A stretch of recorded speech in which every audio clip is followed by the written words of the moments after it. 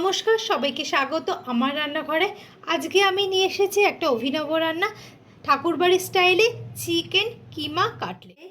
Chicken কিমা cutlet করার জন্য আমি চিকেনের কিমা নিয়েছি। যেহেতু দোকান থেকে কিমাগুলো খুব বড় বড় করে কেটে নিয়েছে, এবার আমি ঘরে একটু ভালো করে কুচিয়ে নেব চিকেনগুলোকে। খুব ভালো করে চিকেনগুলোকে কিমা করে নিতে হবে। চাইলে আপনারা বাড়িতে পেস্ট করেও নিতে পারেন।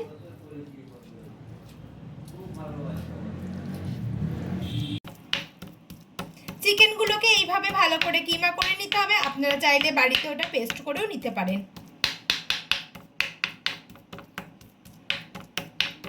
এলাচ, লবঙ্গ, দারচিনি আর গোলমরিচ এগুলো আমি একটু গুঁড়ো করে নেব।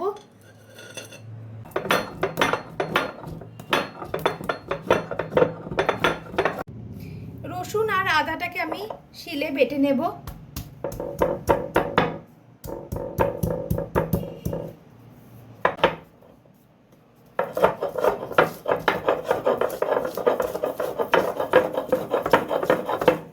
একটা মিডিয়াম সাইজের পেঁয়াজ নিয়েছি, এটাকে খুব ভালো করে কুচিয়ে নেব।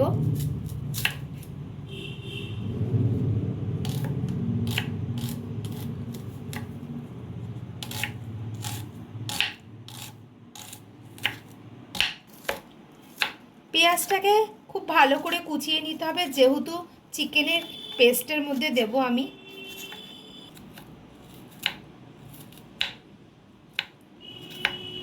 কাঁচা লঙ্কাটাকে কুচিয়ে নিয়েছি, এবার আমি ধনেপাতাটাকে মিহি করে কুচিয়ে নেব। চিকেন কিমা মধ্যে এবার আদা রসুনের পেস্ট দিয়ে দেব সেই গুঁড়ো মশলাটা। তারপরে মিহি করে কুচোনো পেঁয়াজ দিয়ে দেব, কাঁচা লঙ্কা, তারপরে দেব ধনেপাতা, আর সবার শেষ দিয়ে দিচ্ছি লেবু। হাফ পরিমাণে লেবু নিয়েছি, সেটা রসটা দিয়ে দেব।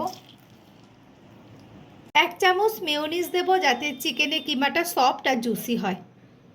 শেষ দিয়ে দেব টমেটো সস। আবার শেষে দিয়ে দিচ্ছি স্বাদ অনুযায়ী নুন। এবার হাতের সাহায্যে সব উপকরণগুলোকে খুব ভালো করে আমি মেখে নেব।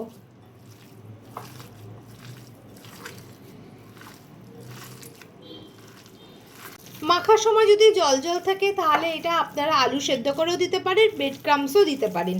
যেহেতু এখানে আমার ঠিক আছে, সেহেতু আমি এটার সাথে কোনো কিছু মেশাইনি। আগে আমি হাতে একটু তেল নিয়ে নিয়েছি।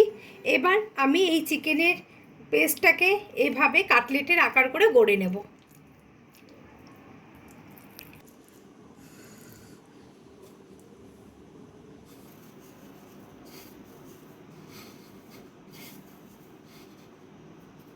আরামসে কোট করার পর এবার ডিমে আমি কোট করে নেব।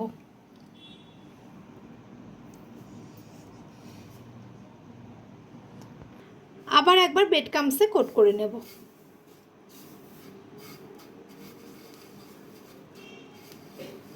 চিকেনের মন্ডগুলোকে এভাবে গোল করে পাকিয়ে চ্যাপটা করে নিতে হবে হাতের সাহায্যে। তারপরে ব্রেড ক্রাম্বসে চুবিয়ে নিতে হবে।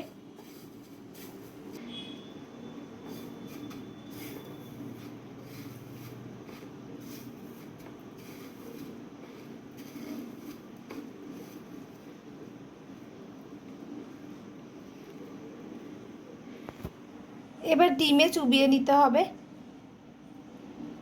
তারপর আবার ব্রেড ক্রাম্বসে কোট করে নিতে হবে।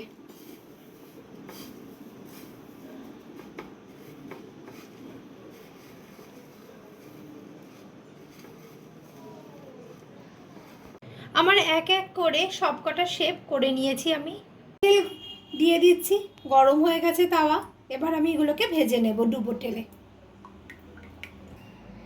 এবার আমি কাটলেটগুলো ভেজে নেব।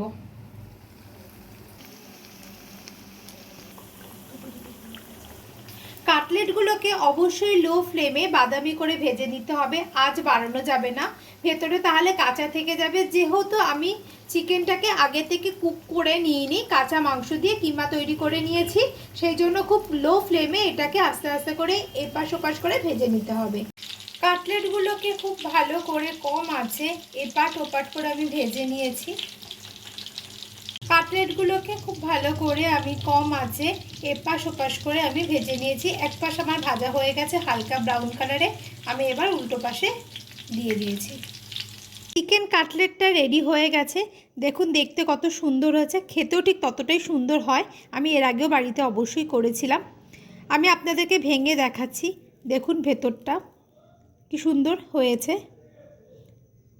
আর ঠিক ততটা ক্রিস্পি হয়েছে। আওয়াজে নিশ্চয় আপনারা বুঝতে পারছেন। আমার অনুরোধ রইল, আপনারা বাড়িতে অবশ্যই একবার ট্রাই করবেন। আশা করি সবার খুব ভালো লাগবে, বিশেষ করে যে বাড়িতে বাচ্চারা আছে তারা সত্যি খুব ভালো খাবে। যদি ভালো লাগে লাইক, কমেন্ট, সাবস্ক্রাইব করে জানাবেন কেমন লাগলো।